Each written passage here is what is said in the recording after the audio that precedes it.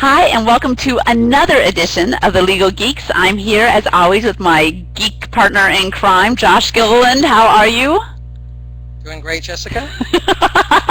Are you fighting bad guys today, Josh? Who isn't? And when don't I? I know you've got some sort of leotard on underneath that bow tie and everything, but we're not going to get into that right now. With like a super LG on it, right? You know, spandex is a privilege, not a right. So, there'll be no unitards here. And speaking of unitards, spandex, and leotards, before you get concerned that you switched on to the wrong channel here or anything, we are discussing superheroes today, people. And Josh is going to talk to us a little bit about the risks of being a superhero in case anyone was considering getting into that career field.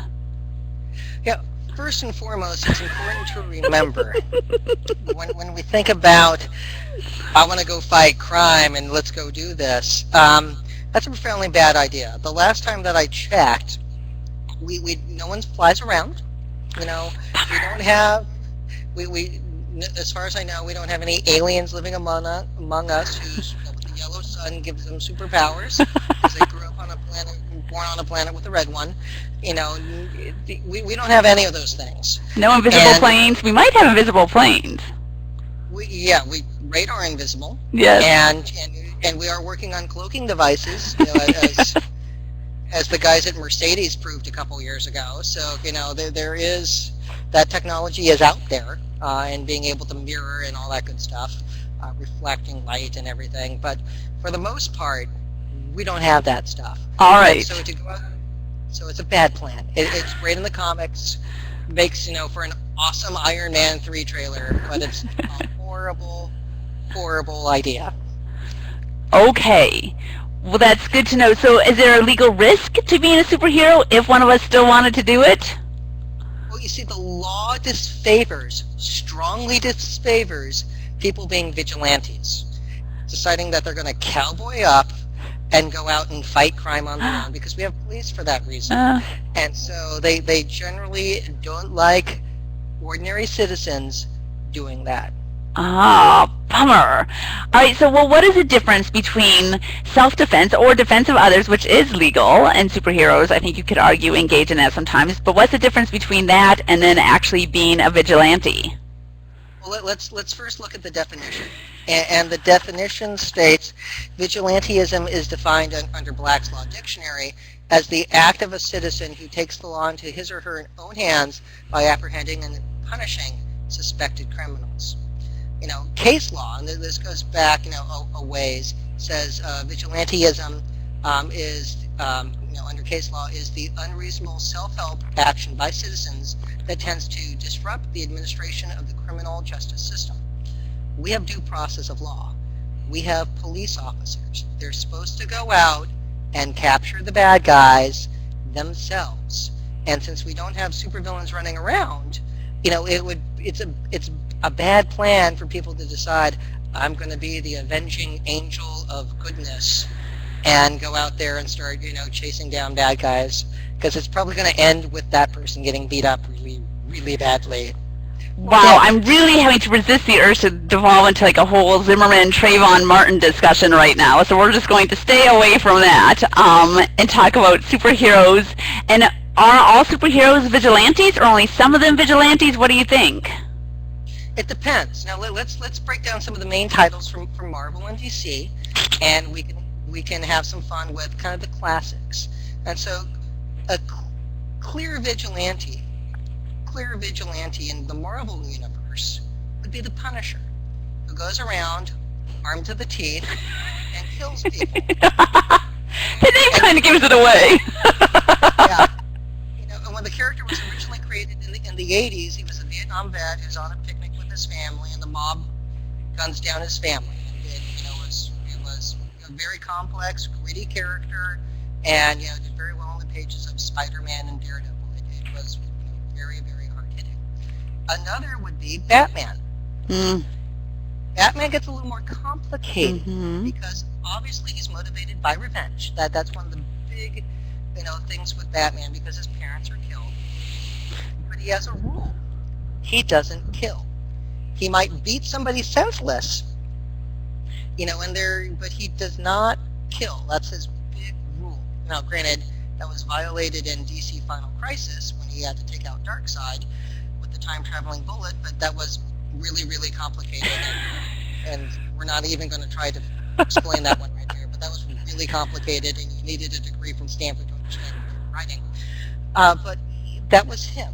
And now, granted, Batman gets a little more complicated, because Batman, with the bat signal, arguably is being deputized when that bat signal goes up, or it's tacit consent. It's either the police saying, we need your help, we know you're a vigilante, we're just going to kind of like roll with this. We're going to let you go out there and do your thing because these bad guys are too bad for us to handle. Yeah. And so we have to deal with somebody stepping outside the justice system. Yeah. Another level would be, what in the old role-playing games that I remember from a kid is being the high-tech wonder. And that is like somebody say, we'll start with the lesser known, Hank Pym, who, depending on what decade you were reading the character, had multiple secret identities. So he was Ant-Man at the beginning, his partner of the Wasp, who he later married and then was an abusive spouse, and that went bad. But then they got back together. It was comics handling the dark stuff. But he was also Giant Man and Goliath and Yellow Jacket, and he was Dr. Pym for a bit, and then Yellow Jacket, and then after his wife was then killed in Secret Invasion by Thor because she was turned into a WMD, he took up the mantle of the Wasp. So there was a lot there, and I think I need a chart. He's a complicated, busy character. Yes. So, and after Avengers 2, allegedly, there'll be an Ant-Man movie. I'm not sure which Ant-Man they're going to use. Oh. Yeah, because there's, I think, technically 3 who had the Ant-Man title. You then get into the most popular high-tech wonder, would be Iron Man. Yeah. Iron Man, what created at the height of the Cold War in the 60s, was based off Howard Hughes. I mean, he was like every, Lockheedian, guy, weapons engineer and brilliant.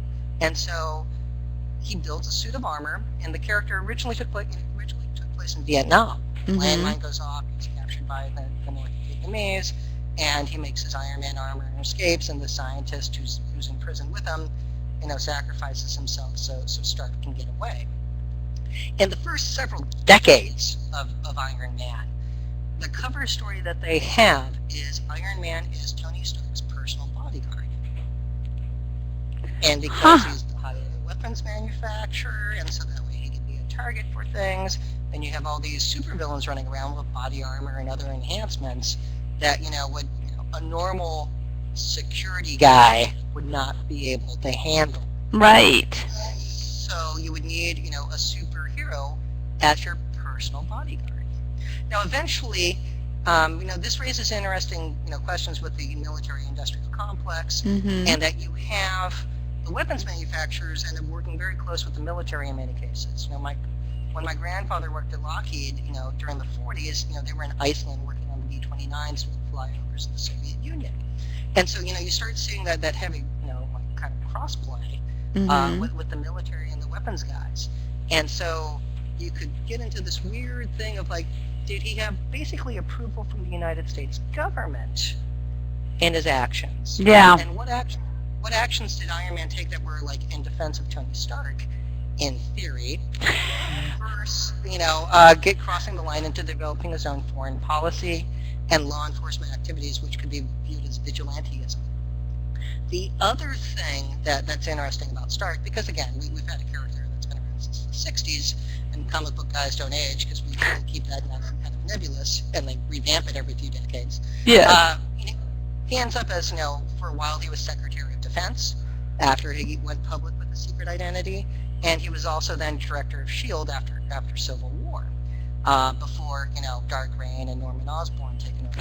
So, that's all very, fun and good for actually having full-blown consent and approval to be your superhero self running around. So it's a very interesting thing to look at on when he was operating under basically the purview of the United States government in not.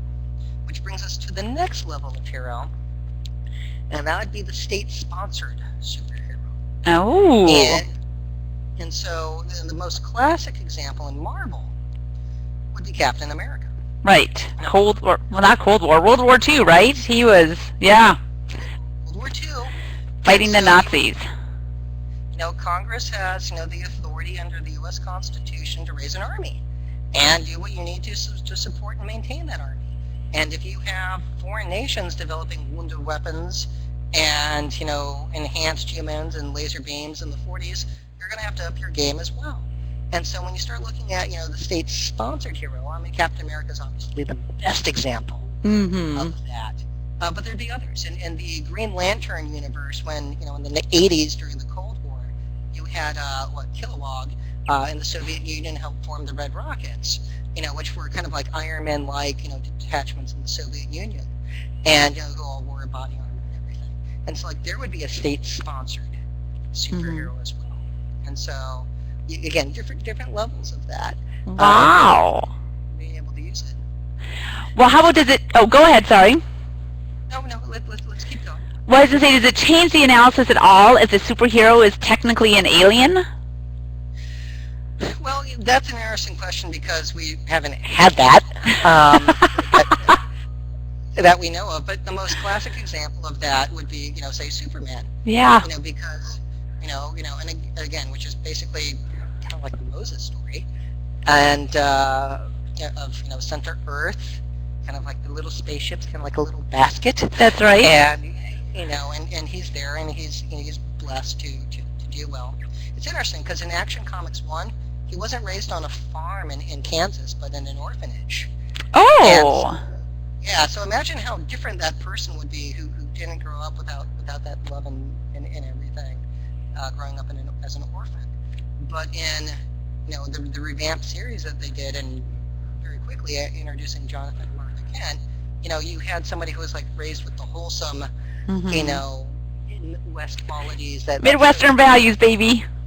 That show the best of America. And so one level, if you have somebody who can outrun a speeding bullet and fly and go into space and all that good stuff, there's one thing to go what can we do to stop them? You just say hey, don't do that. How are you going to regulate that? And since he seems to be Mr. All-American and he's fighting crime, maybe you're just going to roll with it.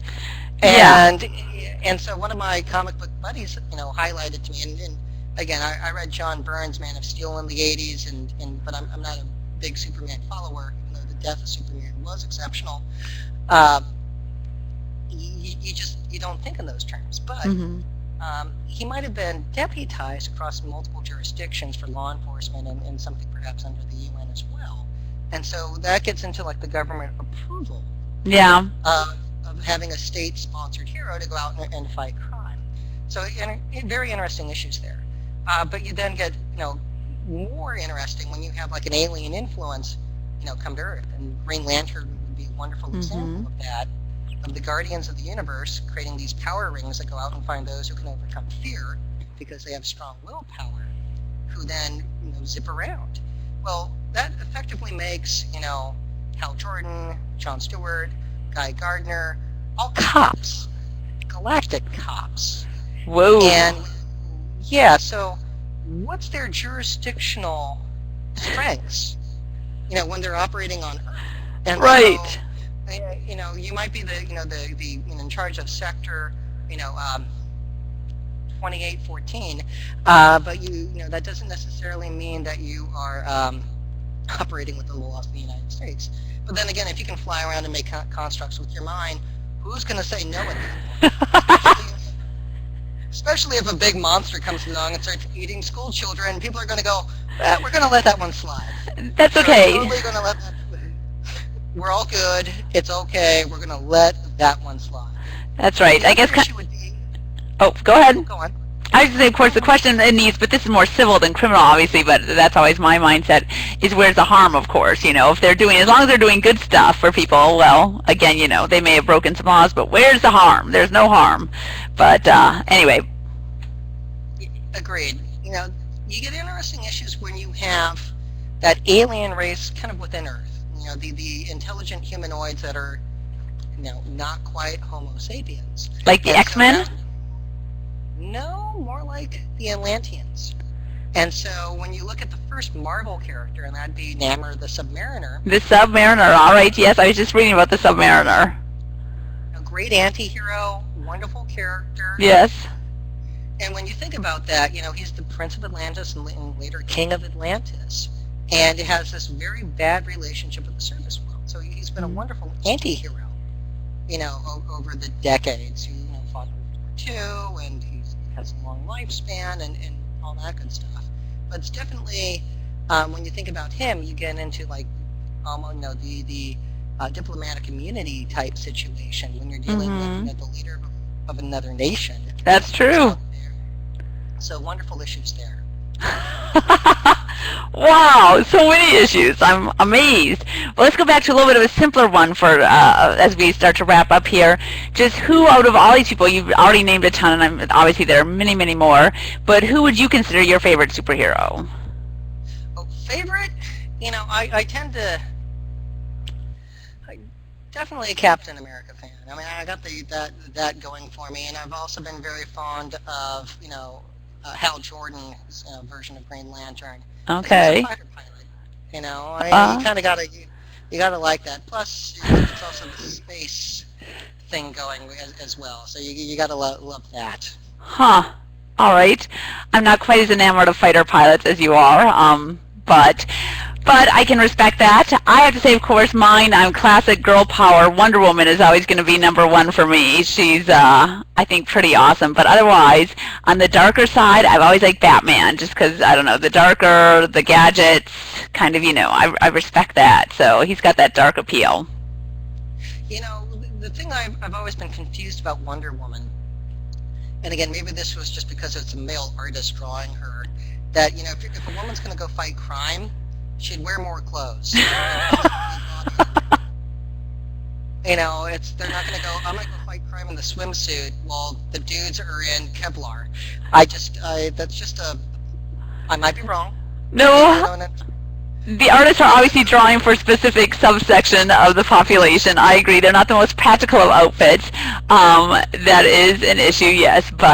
And of course, we could do a whole thing on how important the artists are to comics. I even have, at some point, want to write some posts on, I think, some of the best Wonder Woman comics that I've read that are amazing. And it is, obviously, the stories are so key and so central, but you have these good artists. And then actually, one of the comics, and it's always weird, sometimes they'll have kind of the two stories in one comic book. And they switched artists for Wonder Woman from the first one, who was amazing, to the second one, who was, and luckily I can't say the name, and obviously they're far more talented than I am, but I just think they turned her from this strong, magnificent woman into this little, cheerleader thing. It was just awful, and I'm like, no matter how good the story is, when that picture just changes to the superhero, I just did not understand the rationale for this kind of change and turning her into this, still very buxom, but otherwise just very kind of overgrown cheerleader look. It was so odd. It was very disturbing. I'm still upset about that, but that's for another post. You go to your safe place. I get worked up about these things. One last favorite question for you. So what is your favorite comic book story arc? In 2006, I have two answers for this, but 2006, when Marvel debuted their Civil War story arc, that was phenomenal.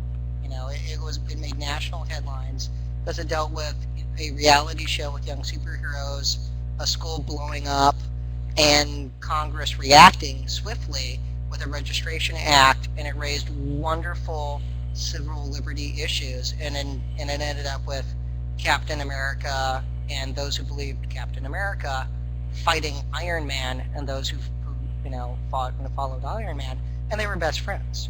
And it ends with Captain America's side losing, and Captain America assassinated on the courthouse steps before his trial. And the world read that and jaws dropped. It was brilliant story writing. Yeah. The other excellent one, I would have to say, was Blackest Night, which was in the Green Lantern universe, and it dealt with the end times, basically a very intelligent zombie story where you had the spectrum of rings. In the Green Lantern universe, Green's willpower, and because green overcomes emotion, so it's willpower.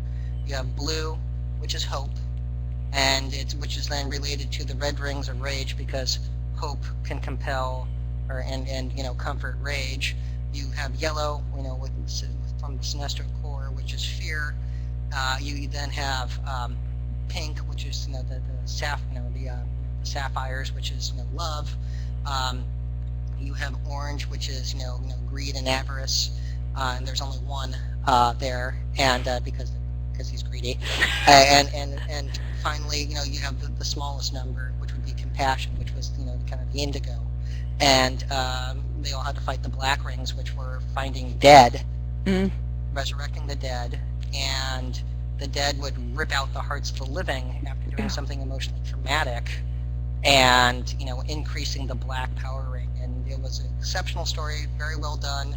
Then led into Brightest Day, but it was there was stuff that they did in there. They wiped out heroes. They actually killed people who didn't come back, and it was brilliantly written. And it was this sucker punch war story that was things look black, and they did a magnificent job.